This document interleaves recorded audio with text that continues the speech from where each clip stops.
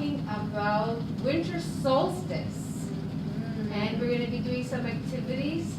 Yeah, we're going to be doing some activities, and we're going to be reading a couple of books written by Indigenous authors, and then we're going to talk about a little bit about what Winter Solstice is. So we're going to just jump right into our first activity. The Polar Bear's Son, an Inuit tale, retold and illustrated by Linda Dabkovich. Looks like a village that they're in here. Way up north, all alone in a little hut at the edge of the Inuit village, there lived an old woman. She had no family, no strong sons to hunt for her.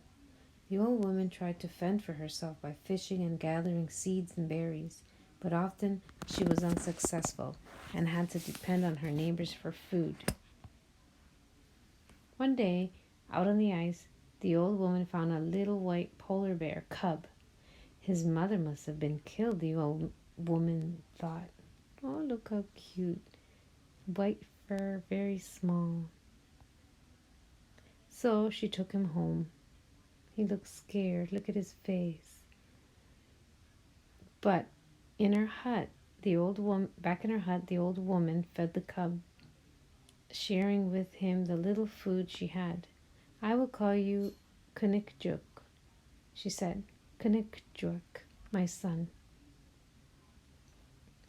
Kanikjuk was happy with the old woman.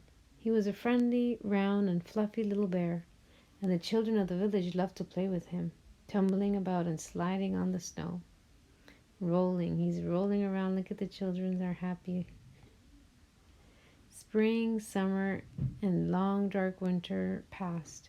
Kanikjuk grew quickly. When spring came again, he was big and strong enough to go hunting and fishing for the old woman. Look at the basket with fish. It looks full. Soon the old woman had plenty of meat and fish to eat. First to keep her warm, and blubber for cooking. And, as is the custom of the Inuit, she shared every good catch with the bear and the whole village. Come, called the old woman proudly. There's more than enough for all of us. Look how much food she has. That's a lot of work that the bear and her have done. The villagers took the food, but in time, the hunters grew very angry because Kanikjuk was much better at hunting than they were, and they were jealous that the old woman had found such a good provider. They decided to kill Kanikjuk, but the children overheard the hunter's plan and ran to warn the old lady. The old woman went from house to house, pleading with the villagers to spare her clever young bear. Kanikjuk is my son, she said. Do not take him away from me. This bear is getting big and strong. He's dangerous, they said. We will kill him tomorrow. He will make fine feast for the village, and his fur will keep us warm. The old woman rushed back home. She told Kanikjuk that he had to leave at once. Go, she said. Go quickly and do not come back. Crying bitterly, she begged him not to forget her. Look at the children also look sad. So does the bear. So Kanikjuk left. Sadly, the old woman and the children watched him disappear into the distance. The old woman was alone again. From time to time, when she felt very lonely and hungry, she left her hut early in the morning and went very far out on the ice. Then she called, Kanikjuk, Kanikjuk, my son. She did not have to wait long before a big polar bear came running to meet her. Oh, they look so happy. It was Kanikjuk, big and strong and sleek and glossy. He's so big now. He's bigger than her. The old woman always looked him over carefully, making sure that he had not been injured. Then Kanikjuk brought her salmon and seal. They ate some of it together, and the old woman took the rest home with her. He's a very good hunter. This went on for many years, and up to this day, the Inuit tell the story of the faithful bear Kinnikjuak and the old woman who brought him up. The end.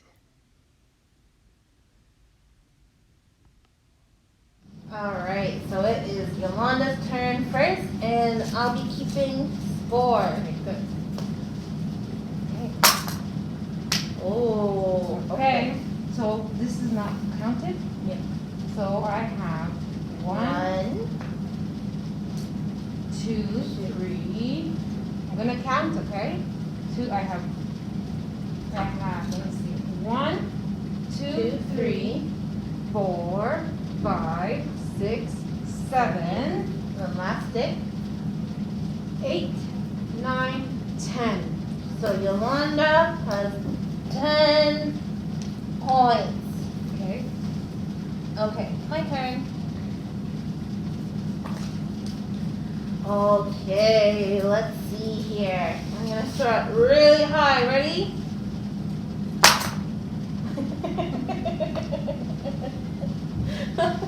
How many points did you get? So these 3 are up because they're upside Yeah. down. And then I got 1, 2. 2 points. It's a conspiracy. All right, here we go. Okay. These are out because they're upside down, and I'm gonna count. I have 4. 4 plus 3, 4, 5, 6, 7, 8, 9. I have 9 points. Oh, Yolanda. 9 points, so I have a total of 19 points. And remember, the first one to 20 is the winner. And Kim has 2 points. Right. Let me see. Let me if I go low. Okay. Okay, lower. So this time, these 2 don't count. And now I have, this is 4 plus 3, so 4, 5, 6, 7, and this is 2 points, so 7, 8, 9. I have 9 points. Okay. Alright. So now I have 9 plus 2, so 9, 10, 11 points so far. Good job. Okay, well, remember how many I needed? Do you remember how many points I needed?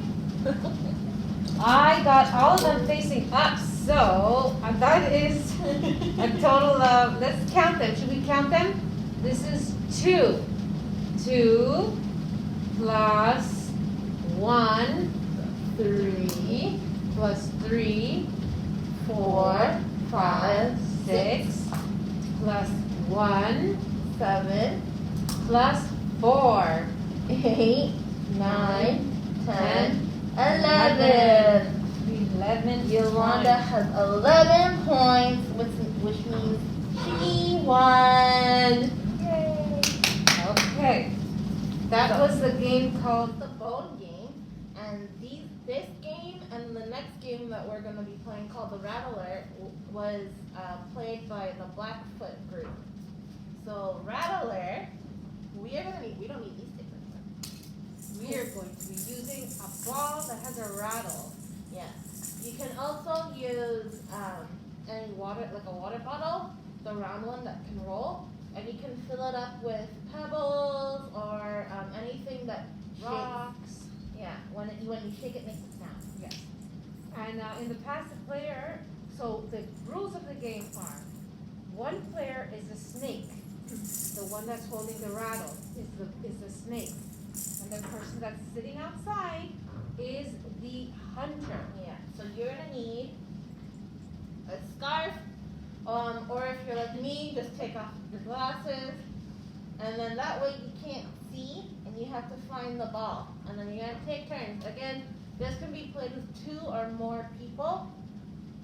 And in the past, this was traditionally played by the Blackfoot group, where the player that was that had the rattle or the snake, usually the ball was made out of hide and pebbles, and then the person that was being blindfolded was the hunter.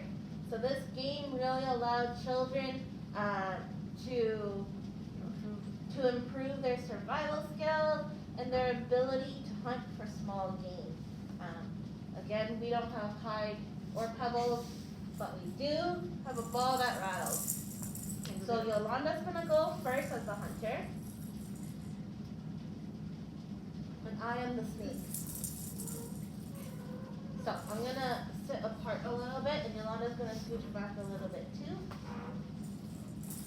And if you're playing with a little one, I recommend sitting down like this, but if they're older, around 6 and up, it's more fun if they can stand up and try to find it. All right, Yolanda, you ready? Ready.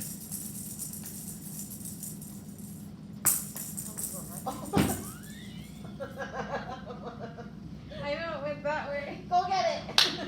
But it stopped. You're getting closer. Closer. Yeah. Oh! You got it. Here, Yolanda. Alright. Alright, I'm just gonna take my glasses off and close my eyes.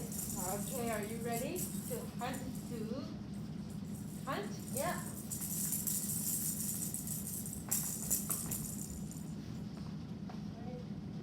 You're hot. Oh! You're hot. I got it. Alright, let's do this one more time each. Okay, let me cover my eyes. I will cover my eyes to hunt. Should we make this more difficult for her, my friend? Yeah? Alright. I'm gonna make it bounce. Oh.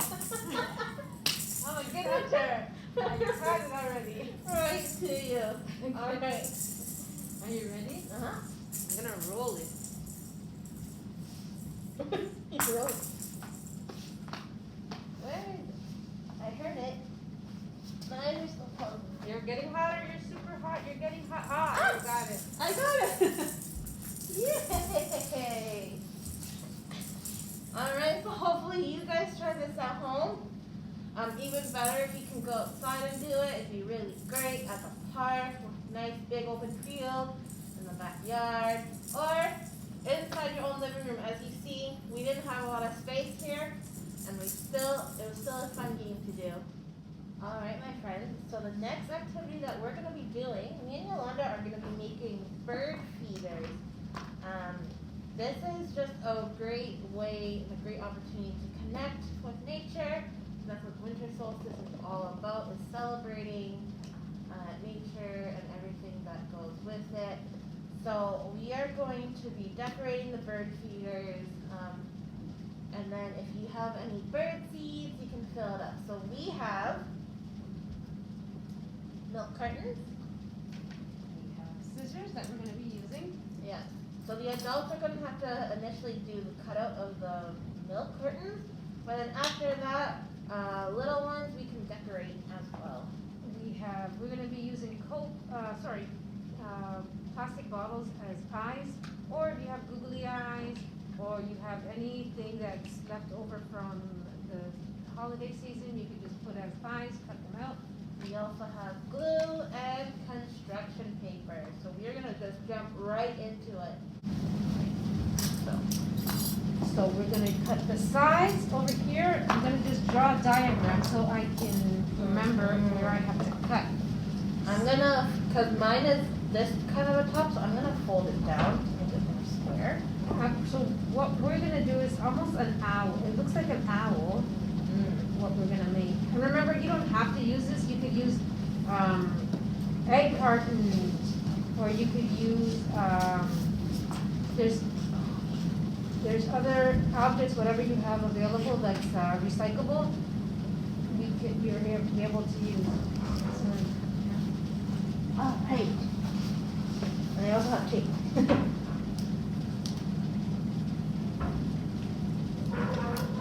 So I'm just flattening this first. better appearance. Okay. Now I'm going to draw out the sides. So I'm going to use this side over here as the wings. I'm not going to do a full cutout. I'm going to just cut like this and then leave it open so that I can fold all the flaps. So let your little one draw out what they want you to cut out, and then you'll have to cut it out for them because this is going to be a little bit harder. And then this will be the opening. I've already marked, so I'm going to start cutting mine. I'm going to start with the sides. Be super careful. If my older friends are doing this, be super careful. Did we pre-wash these just to get the milk smell out? Yeah. Pre-washing this is super important. You don't want a bird feeder that smells like rotten milk. No. Birds won't appreciate it. I'm pretty sure you at home won't appreciate it either. And instead of construction paper, what you can also do is paint. So if you have like a really dark, colorful one like this, paint it in white first, and then paint it in whatever color you want. So, oh no. I got wing number 1. I already have my wings here. I started to go in. Now I'm going to cut the opening of the mouth.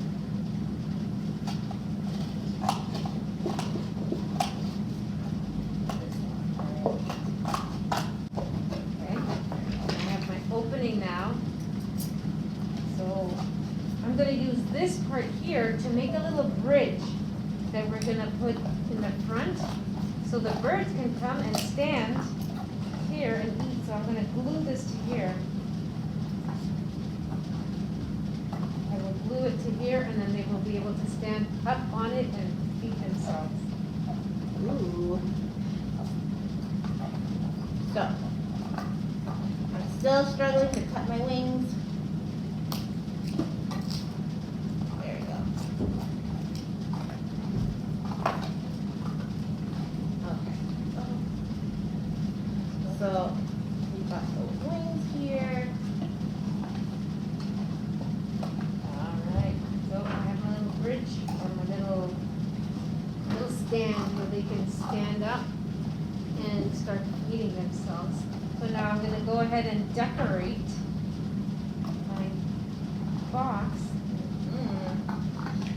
I'm going to make my bridge, I'm going to keep mine attached. Okay, good idea.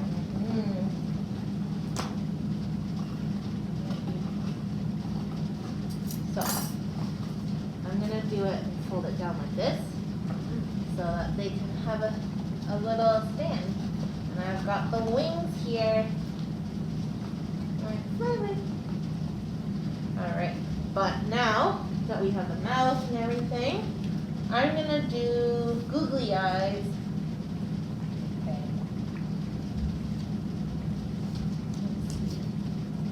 Actually, no. I'm gonna make it look kind of more like an owl. So you know how some owls, they have a different color for their face? That's what I'm gonna do. I have a two-sided sticky tape that I'm going to use to attach my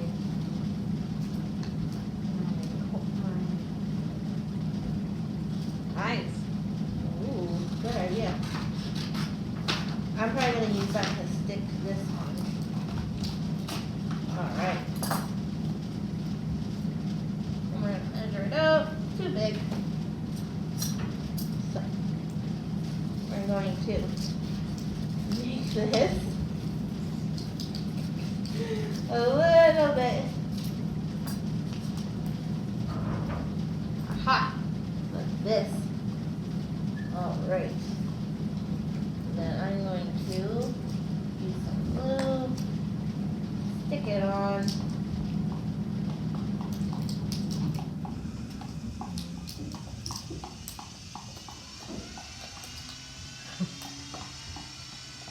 I have my two eyes on. start decorating the outside now. Alright, I have the faces on there. So, actually, I'm gonna use this as eyes. They're gonna be super big eyes.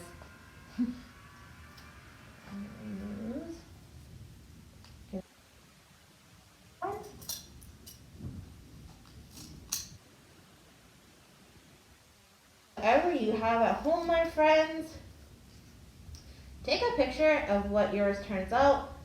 We would love to see how your bird feeders turn out. The middle. Oh, I should have stuck this onto this thing. I am struggling to get the back off.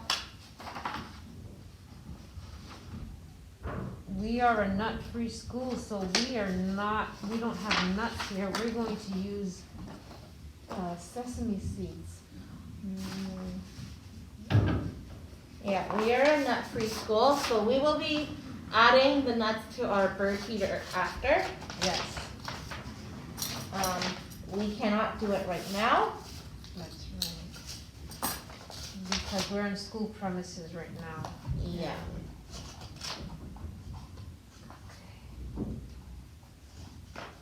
You can also make a bird feeder out of an orange. You scoop out the orange from the middle, and you attach to the ends of the orange. You will put a rope, and then just put the bird seeds inside. That's a beautiful one. It's so simple.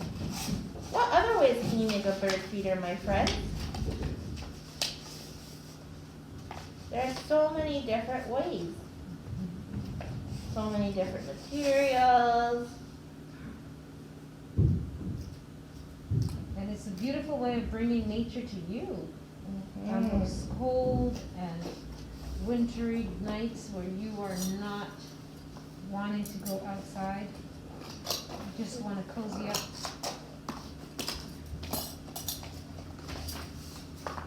I'm gonna cut out and make the nose now.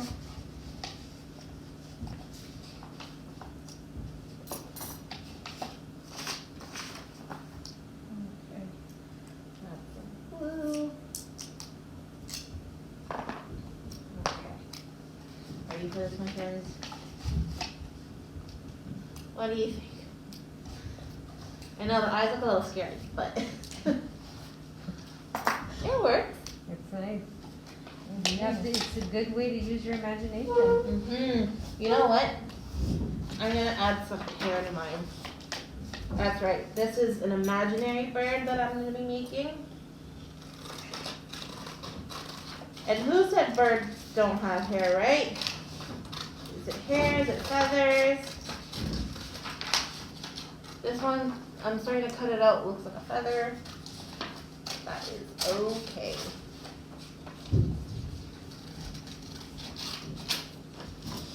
The beauty of this is that you can do whatever you want and decorate it however you want. This is starting to look more and more like a rooster, but that's okay. It's whatever we make it to be, right, my friends? I think I might almost be done. Alright, once I put this hair on it then.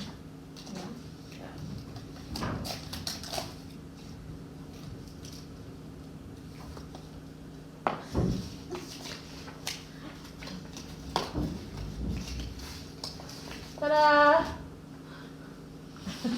Meet George. Mine is Lily. Mine is very, I got a hat on.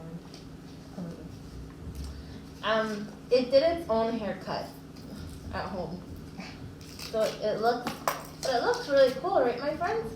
And here is the thing, and then we're gonna put the bird seeds in here. We have the wings. I'm gonna draw, actually, eyebrows to make it. Spin out. Yeah. I'm gonna cover them up because it's gonna be a little bit cold outside.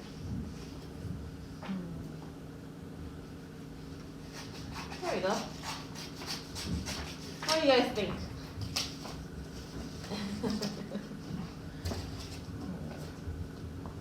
Oh wow, Yolanda's bird is definitely being covered up.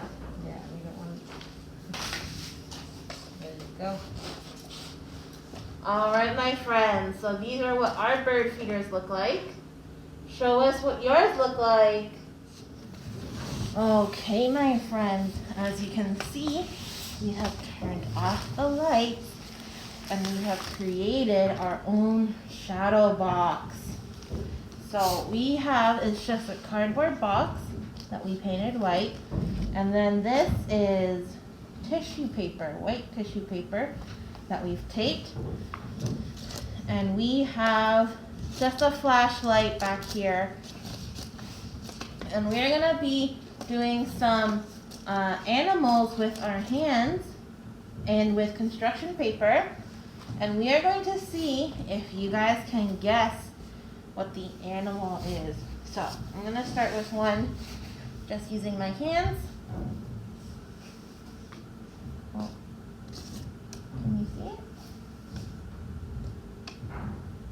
Is it? Can you guess in there? What is it, my friend? It's flapping its wings and its hands back and forth. It looks like a bird. That's right, my friends. Good job. All right, and then we've got some other ones.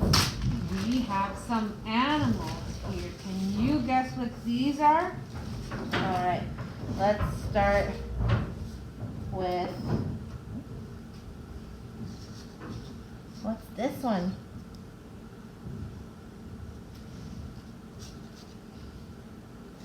That's right, it's a deer. Okay, let's see if you can guess what this one is. And this is just using black construction paper.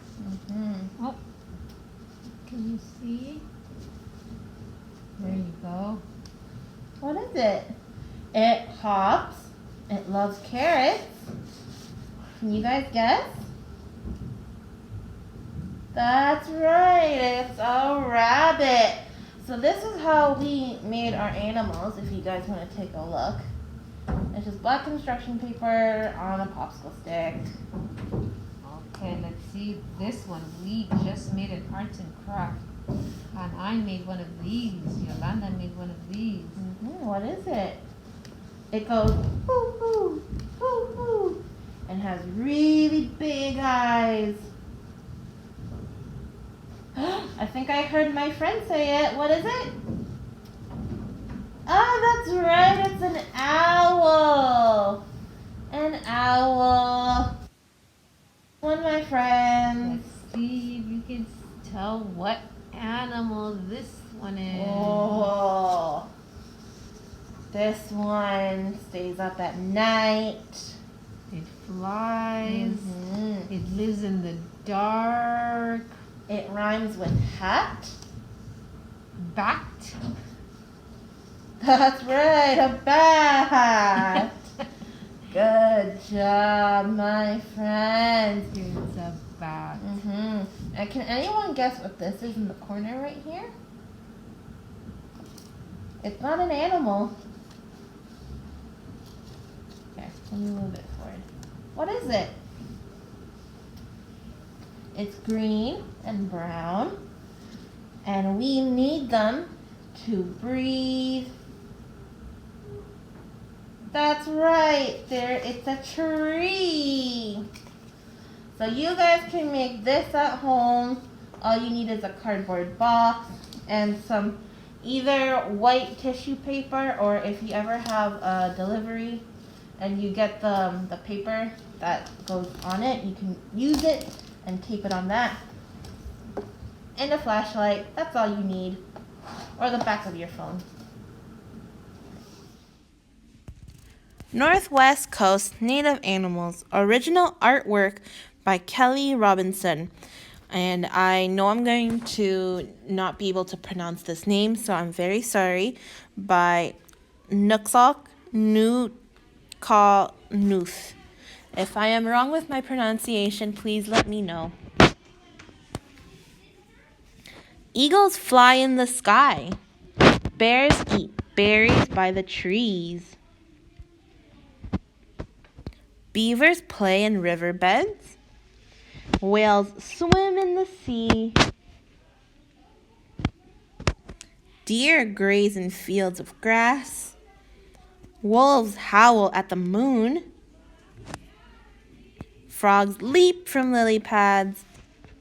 Hummingbirds sing a lovely tune. The raven's call is caw, caw. Salmon swim upstream.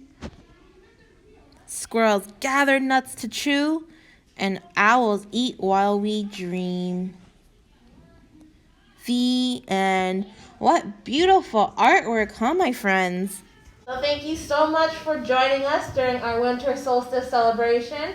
Hopefully you guys try these out at home while being respectful. And as always, please subscribe to our YouTube channel. Like us on Facebook. If you guys have any questions at all of our contact information is in the description box below. Have a wonderful day, my friends. Bye. Bye.